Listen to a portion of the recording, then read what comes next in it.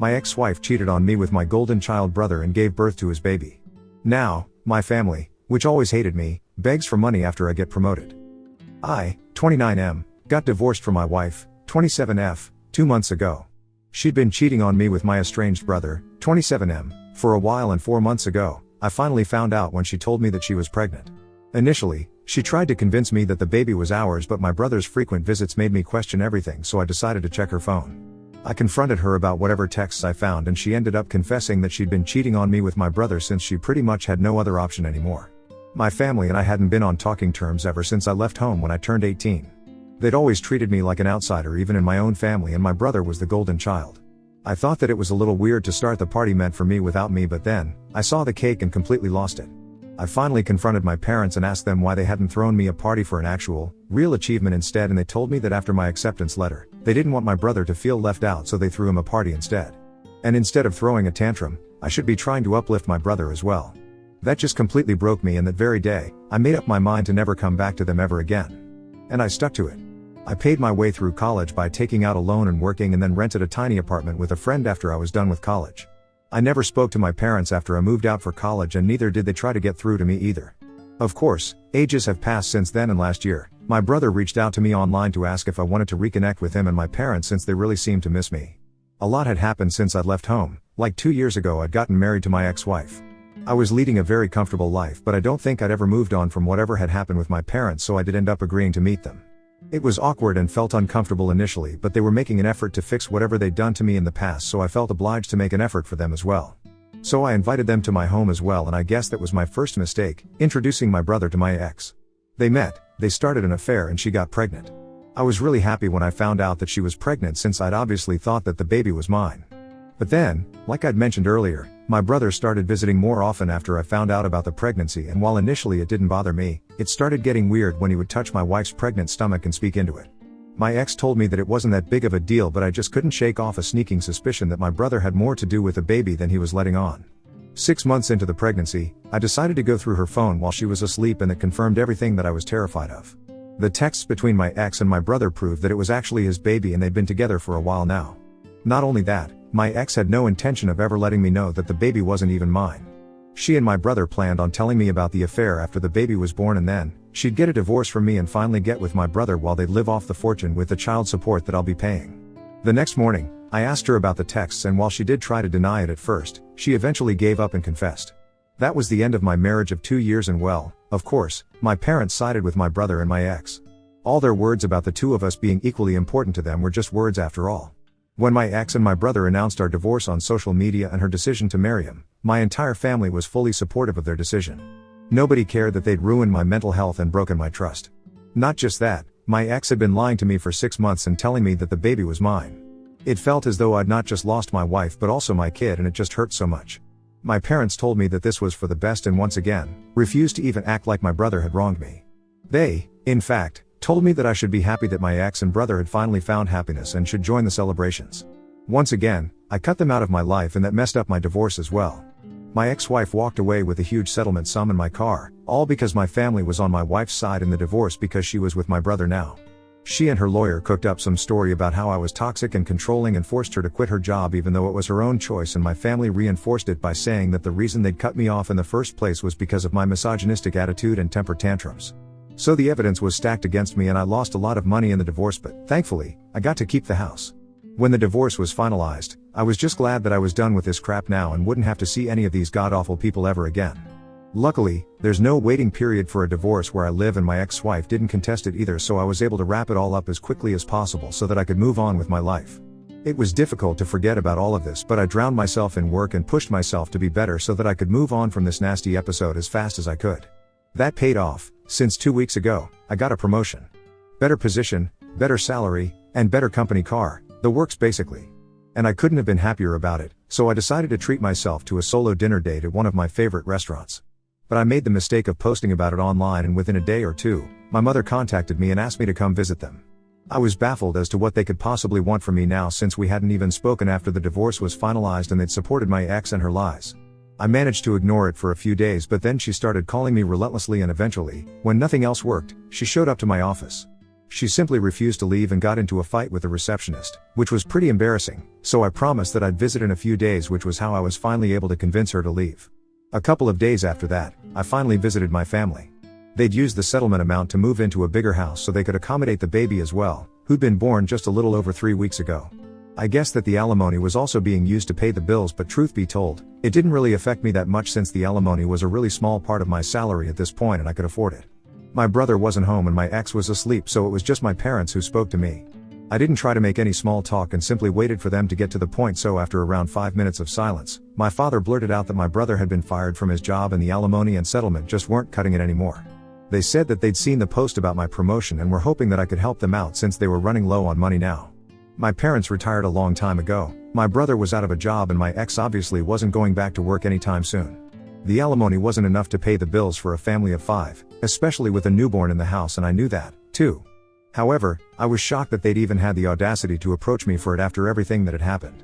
I was so shocked that I didn't even have anything to say for a good few minutes. But finally, I came to my senses and decided that I didn't need to entertain any of this. I simply got up and left without a word. When I reached the door and opened it, I found my brother standing outside. My parents were telling me to stay back and hear them out, and my brother looked a little alarmed to see me there. I still didn't say anything and proceeded to leave. It was raining pretty heavily and it was a short walk to where I'd parked my car outside their lawn, so I got completely drenched and I was already in a horrible mood. Now this is where I might have been the because my parents and brother came after me, and while I was looking for my keys in my pocket, they decided to ask me for help one last time. And this time, it was my brother who was making the plea. He's always been smug and arrogant, a direct result of the way our parents treated us, so it was weird to see him asking me for help, and it must have taken a lot of trouble to convince him, so they were definitely being honest about the bad phase. Anyway, I sort of lost my cool and ended up telling them to leave me alone and that they could beg on the streets if they were really that hard pressed for cash, since a stranger who knew nothing about them was probably more likely to take pity on their condition than I was. Having said that, I got in my car and drove away, leaving them in the rain. I'm not going to lie, it was pretty satisfying to do that to my family since they'd done nothing but mistreat me my whole life. It's been 2 days since that happened and, well, I'm not sure if I'm right anymore. My mother has been texting me nonstop and I feel so guilty for not helping them out. I know I have a lot and sending them a little money won't actually hurt me, but after everything that's happened, it just feels like I'm being used, quite frankly. So Ida for not helping my family out with money after they took my ex's side in the divorce? Update 1. So, I decided not to help them out. It was a pretty big deal for me since I felt awfully guilty about how I was just going to abandon them, but then I realized that, well, they'd been doing that to me my entire life. And even in the divorce, they'd been the ones who had thrown me under the bus, so why should I think twice before doing the same to them? I told my mother to stop pestering me or else I'd be forced to get my lawyers involved, and that wouldn't end well for them. Now that naturally irked them, and so, my brother showed up to my house a few days ago to talk to me.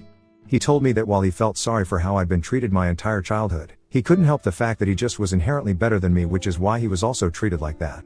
And he also told me that I should stop being so weird with our parents for doing what any other normal parent would have done in their place and just help them out since they're in a tough spot instead of holding grudges like a child. I laughed in his face because of how absolutely demented he sounded, talking crap like that. I told him that instead of trying to put me down and manipulate me into helping them out, he should probably be out looking for a job and not wasting his time like this. That touched a nerve, I think, and he started yelling at me about how I was just jealous of the fact that not just our parents but even my ex-wife preferred him over me, and I was taking revenge by refusing to give my family money. I didn't even bother to fight back and just agreed with him, saying that all that I was doing was just to get revenge on him and there wasn't much that he could do about it. So he got super pissed off and told me that he was going to come after me and force me to cough up the money one way or another, and I'd regret ever speaking to him that way. Honestly, I'm not taking any of that seriously in the least. He can try to scare me all he wants, but it's just not going to work because I know he's not capable of doing anything at all to me. I'm unbothered. Update 2. Well, 3 days ago, my brother visited me and tried to convince me to help them, but he was unsuccessful. My parents have already tried in the past and it didn't work out for them, either. So this time, my ex decided to call me up and speak to me. I was skeptical about answering, but then I decided to answer anyway because if I didn't then they'd probably visit again and waste some more of my time. So I spoke to her and it was insane how entitled and cruel these people can be. She started very politely and told me that, like I already knew, she and her family were struggling with money, and while she realized that I had absolutely no need to help them after whatever they'd put me through, she still wanted me to think about it and be the bigger person here. She tried to make me sympathetic by reminding me that my parents had paid for everything growing up and even she had done her best to be a good wife. Like, yeah, sure, except for the part where my parents didn't give a damn about me and always preferred my brother, and she actually ended up cheating on me with the same brother I used to complain about. So yeah, that didn't work at all, and I told her that while I felt awful about what was happening to them, I was already spending a lot of unnecessary money by paying her alimony, which she technically didn't even deserve since she'd cheated on me but managed to get it out of me since my family had no qualms about lying and making me the bad guy for their gain. She started sobbing on call and told me that I was being selfish and heartless, which was just ironic. When I still refused to help, she told me that my brother was right and that I'd left her with no choice but to get the law involved, and said that she was going to demand a higher alimony now and drag me to court to humiliate me once again. Honestly, I'd like to see them try. The first time around, I was so emotionally drained and depressed that I didn't even bother fighting back or trying to prove them wrong. I just gave in and agreed to pay the alimony without even attempting to prove their claims as false. I never was toxic or controlling or any of those things that they claimed, so she had no reason to cheat on me and so didn't deserve a single dollar out of the divorce. But whatever, I didn't care then and just wanted to get the divorce over with, no matter the financial impact of it. This time, though, I'm ready to fight and make sure that I teach my family the lesson of a lifetime. Update 3. In a shocking turn of events, my wife was true to her words for the first time and actually filed for a higher amount as alimony given that I'd been promoted. But this time, I wasn't going to let things slide so easily. I got all our common friends involved and told them whatever was happening and even filled them in on past events, since most of them only knew that we'd separated and didn't even know about the real reason. They were all obviously very shocked, and I told them that I needed them to testify against my wife if it came down to it, and they agreed readily. I also told my lawyer that I wanted to discontinue the whole alimony arrangement altogether since she didn't deserve it in the least. I spent the past few days gathering all the evidence I could find of my parents and brother being horrible people who never bothered to treat me like an equal and are now hounding me for money just because they know about my promotion. I'd had enough and I needed to get rid of these disgusting parasites once and for all, so I wasn't going to stop and think about their feelings at all. I managed to convince some of my cousins who'd watched me get treated like an outsider in my own home while growing up to speak on my behalf, and they were kind enough to do so as well, even though we were never particularly close or anything. My lawyer was pretty pleased with whatever we'd managed to gather and told me that this would be airtight and we might actually be able to stop paying alimony. It was already known that she'd cheated on me, but the reasons given by my ex, painting me as the villain and my brother as the hero who rescued her, were all lies, and even though I hadn't tried to fight back the last time, I was certainly going to set the record straight this time. And I did so, too. My family had literally nothing to say for themselves when I brought up several video testimonials that my friends and a couple of relatives had recorded in my favor to prove that everything that my family had said was a lie and that I wasn't the kind of person that they'd made me out to be. I guess that they'd figured they'd be let off the hook this time just as easily as the last time, but I wasn't that emotionally fragile anymore, and honestly, whatever they'd put me through had made me a lot stronger. So yesterday, it was finalized that I won't have to pay my ex any alimony anymore in light of whatever new information had surfaced, and I was probably the happiest man on earth when I realized that it was over. It was just so satisfying to see the smug look completely wiped off of my family's face.